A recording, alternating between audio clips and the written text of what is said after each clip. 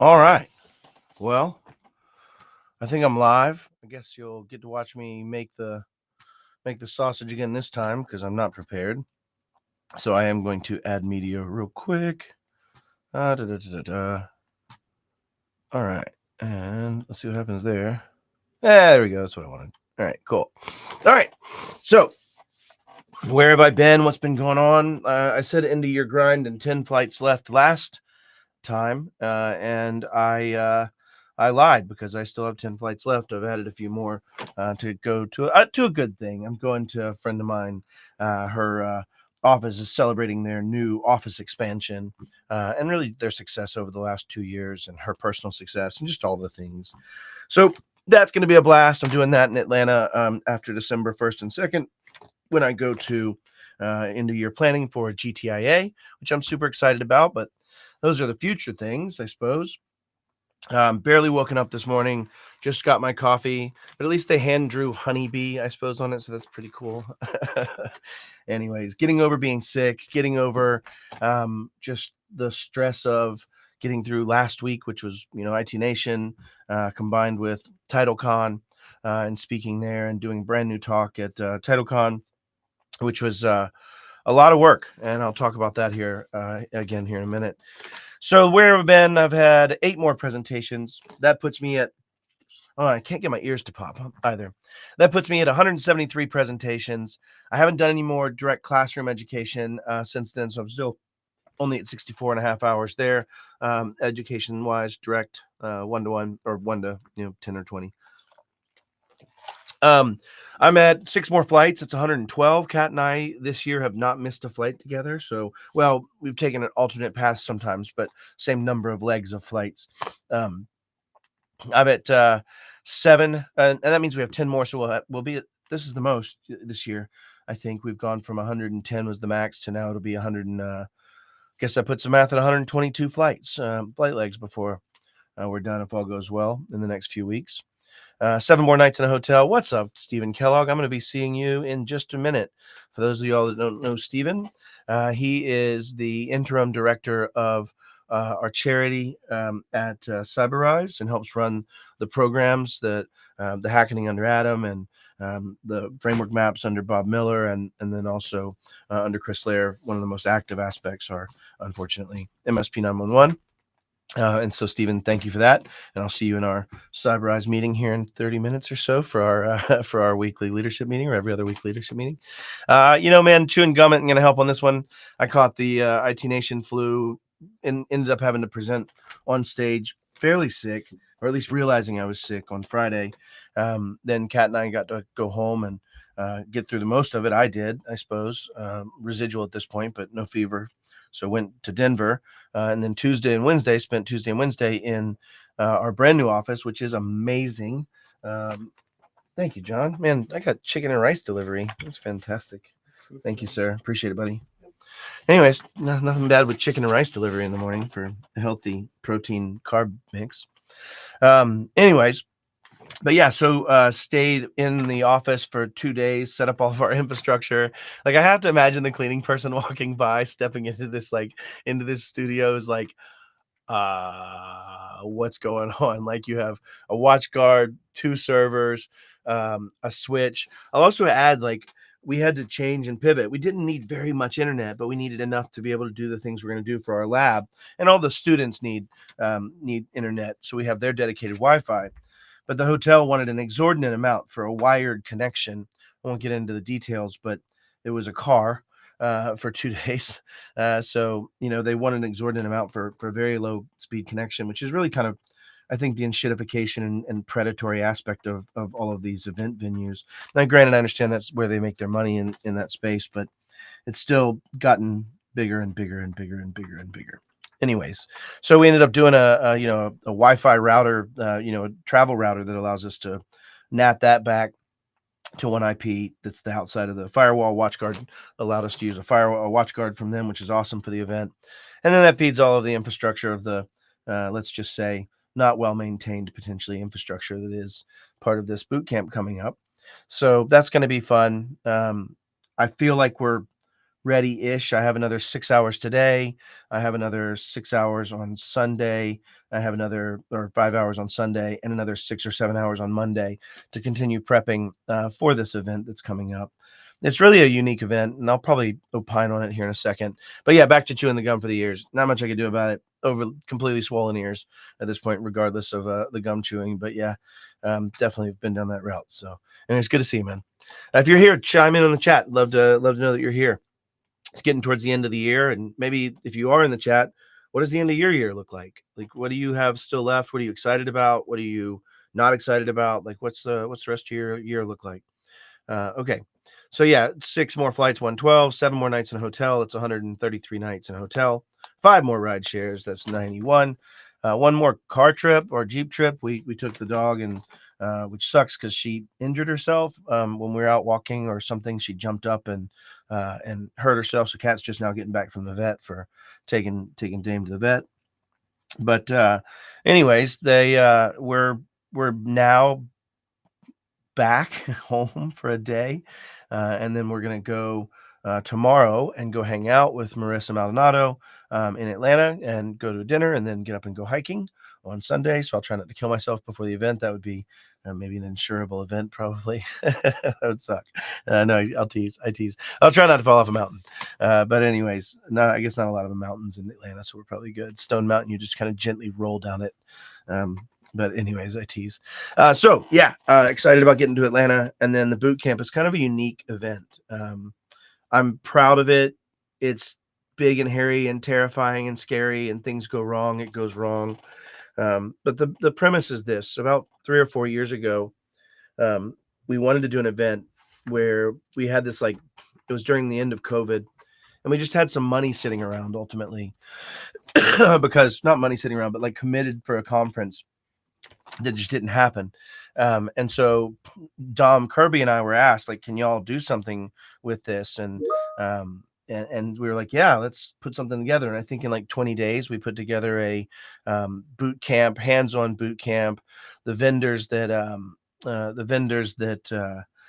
that participated, I asked them, I said, hey, when you come, I want you to be demonstrative. Like, I want you to get up on stage and instead of talking about your tool or talking about screenshots of your portal or even going through fake data or real data in your portal, I'd rather you go build something. Like, if you are a SASE company, show that this website, www.mattsecretnotes.com, is available to the world. But if I use SASE and protect it behind a Cloudflare Edge or one of those type of products where I'm putting it actually routed behind a network resource you can only reach through ZT tunnels of some sort,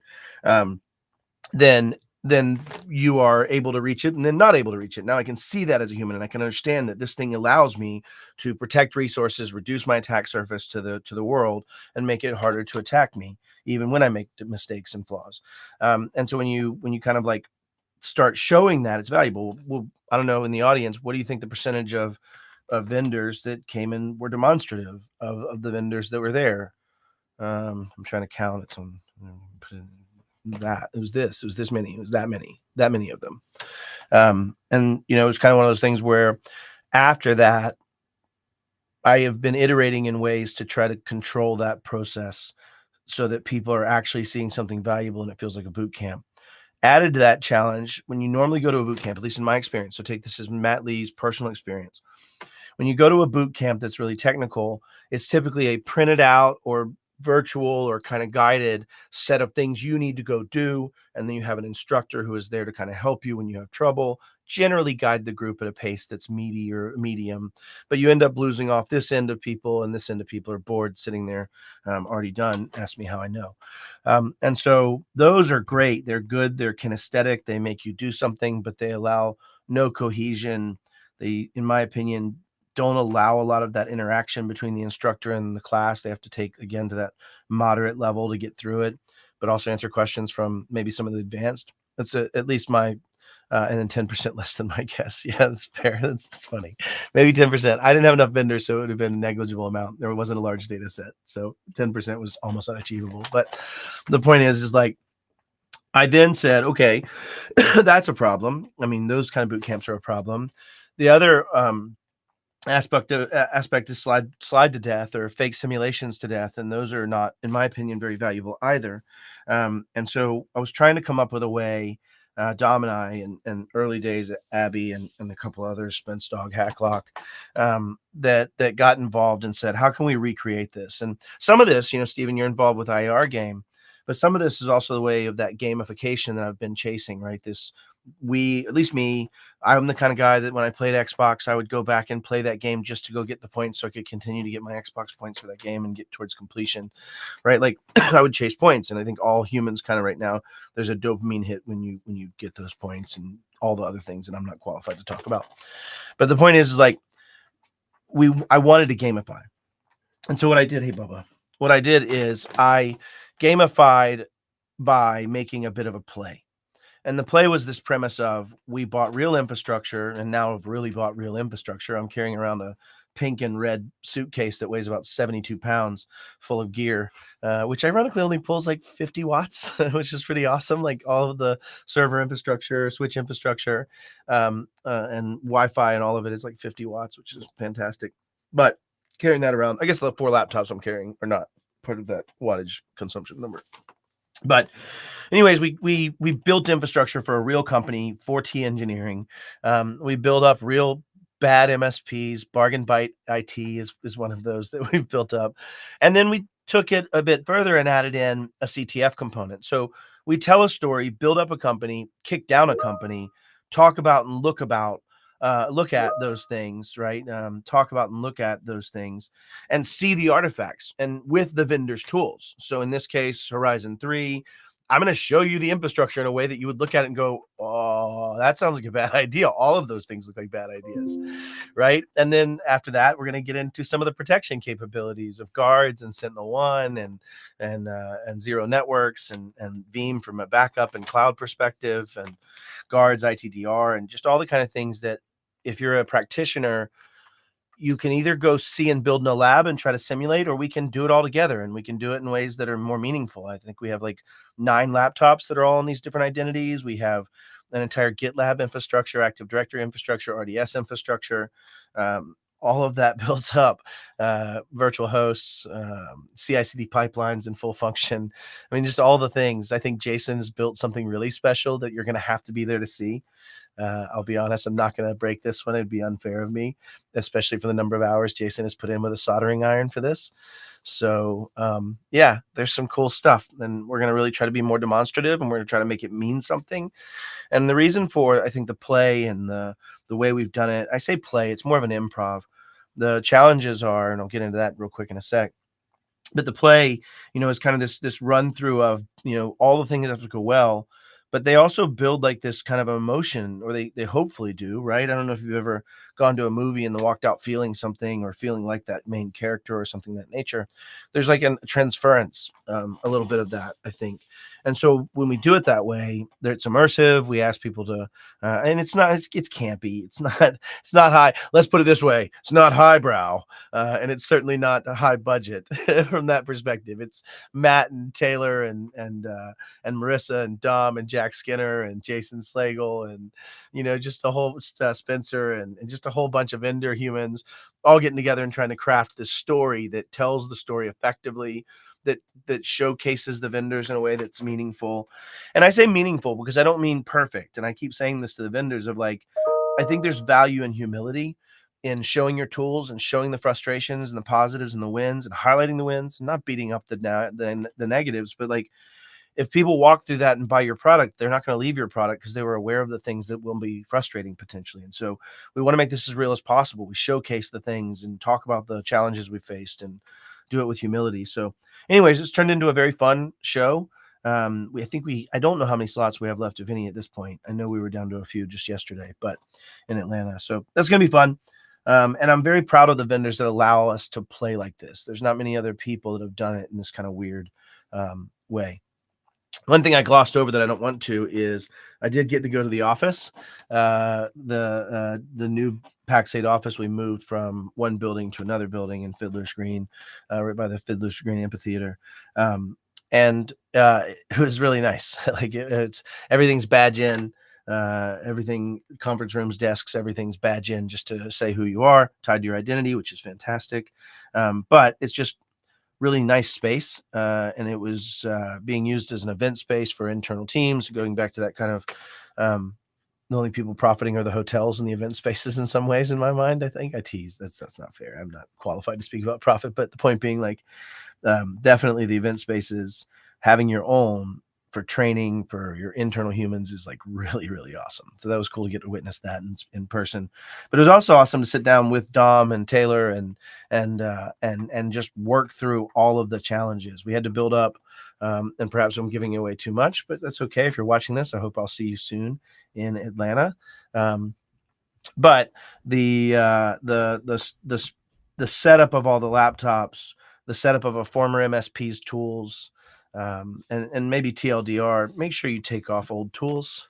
They will hurt you. If you are not doing stringent removal of things the customer isn't using, and determining what was the old stack and how is it dealt with, and even just looking at it from a grander data perspective as part of your onboarding experience, then I think you'll see challenges like this. And I've seen it from the lens of CyberEyes, but I've also seen it from the lens of a customer we took on, where it was this old dental hardware thing that they were trying out. It was like a piece of infrastructure that this company sold, put in your infrastructure. This was back then. I'm telling how old I am, I guess. But and then they would do the work from that that jump box remotely and automate some processes and things.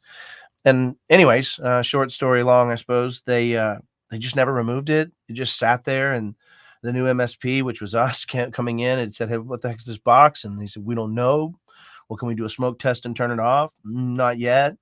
And then pretty quickly there was a ransomware event, and it turned out it was the company that sold that box that had a compromise. This is probably 2016 or 17, I would guess, something like that. But anyways, yeah. So that's the TLDR. But anyways, for coming to the boot camp, looking forward to it. There is a CTF. I already have 26 people of the 100 or so, I think, registered, that are in with points into the CTF. So this is one of those events where the CTF is tied to the storyline, and some of the fun components are we have an insider threat that is taunting the environment. Then we have an insider whistleblower that is trying to get the message out, and both of those are encoded messages. And so you're going to learn how to use things like CyberChef. You're going to learn how to look at a crafted payload with like MSF Venom, and we're going to look at some traffic on the domain that is infrastructural attacks and lateralization attempts, and should be able to showcase most of that stuff, if all goes well,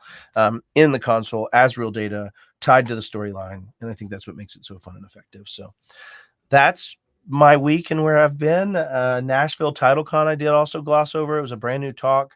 It was a talk that made me realize how much work goes into doing an effective talk like that. And what I mean like that is this story driven, slide heavy but fast, like 80, 90 slides for an hour, but they go by. They're all images and pictures and memes and things, and they go by really, really quickly.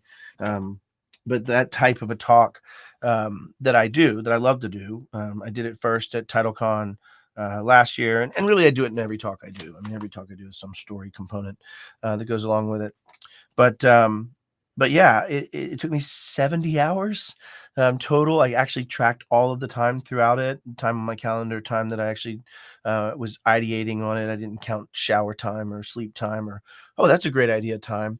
But it was something like 70 hours to put into that entire talk. There was research components that went into it. I guess that's a little bit nuanced in that regard, where I had to learn, how does a title company make money, and where does the process function? Like, what is the process for a title company to take an inbound order and walk that through its steps in the financial, right, from if you will, quote to cash, and transaction to completion, and where would I inject in that, right? And hey, what's up, Kathleen? How are you? Good to see you.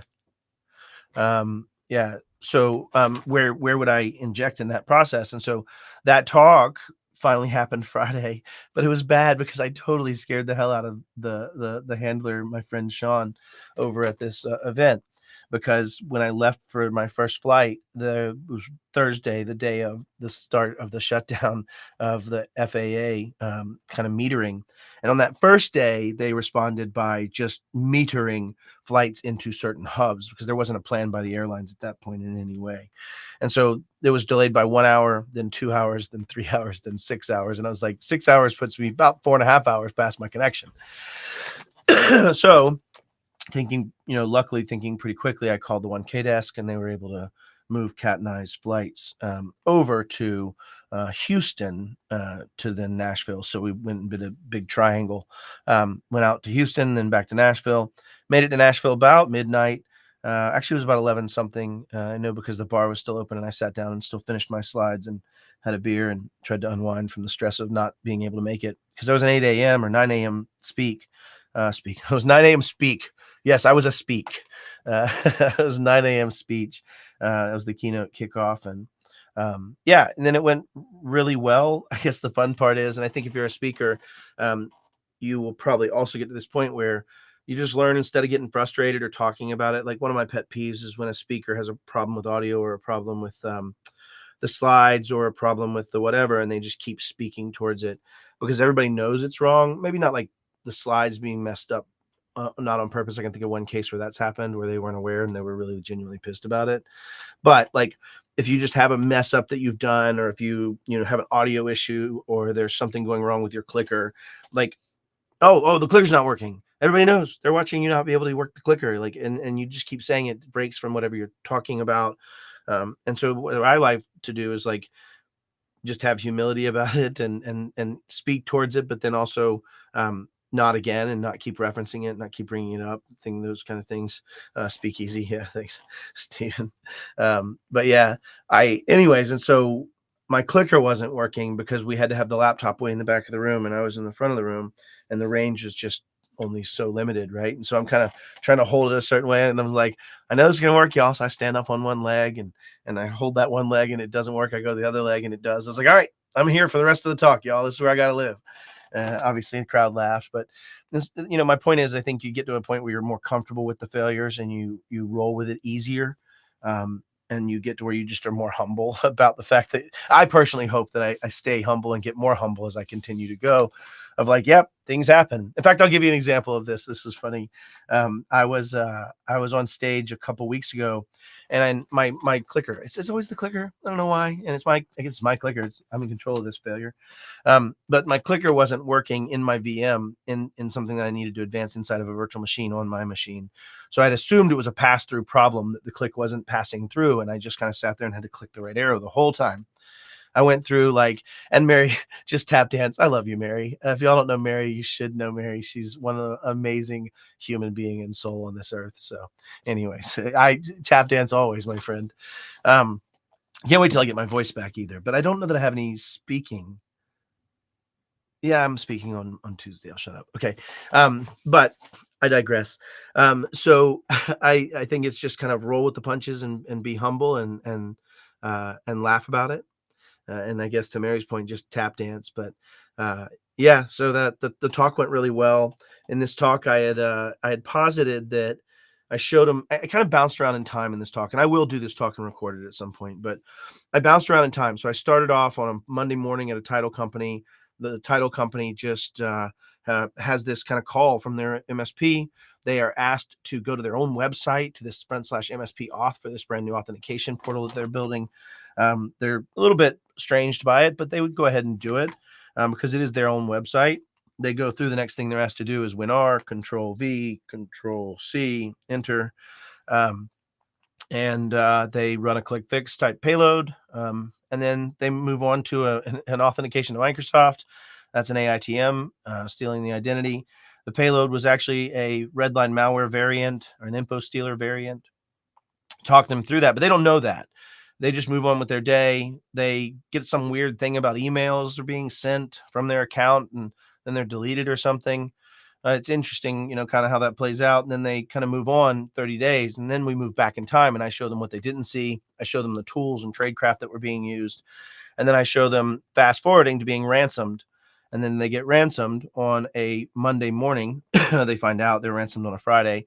But what they don't realize is that the ransom was just a grenade in the hand in the door, a hand grenade in the door, to cover the tracks of a broad spread ACH and wire fraud change, where in this title company and some of these softwares, they just store the source document as well as the actual routing number and bank number in the software. And so when someone all throughout the process continues down, they click on, validate source document, pop up, check to wait, make sure they match. Great, good. So all you have to do is wait till after they do the first one, and then change the source document and change the routing numbers and stuff in the bank, and then have accounts that are matching those names. So I mean, not trivializing that, but the point is that would be an effective methodology of egression of those wire transfers on one single day. And they basically had enough wire transfer. They do 60 closings a day, that it would have been $3 million in net proceeds from these end victims, that would be able to be siphoned off potentially in one fell swoop, by just planning it over the weeks leading up to it. You would just continue to be validated throughout the process by every other person. Yeah, 3 minutes. I gotta go. Too shit.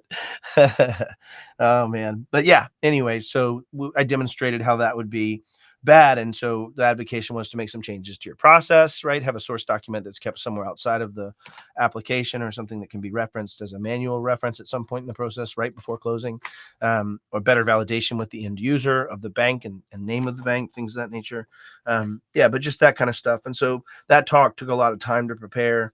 I had to interview with a couple title companies and some victims of some of the fraud that have happened, to build those. And anyways, I don't know why I went off on this long opinement for that, but I do need to get to the next meeting, or Stephen will probably stab me because it is with him. Mary, great seeing you here. Also, great seeing you here, Kathleen and Stephen, and anybody that doesn't come through on Restream from the other platforms. But good seeing y'all. I'll see you probably one more time this year, and then I'm going to take a little bit of time for myself towards the end of the year to work on some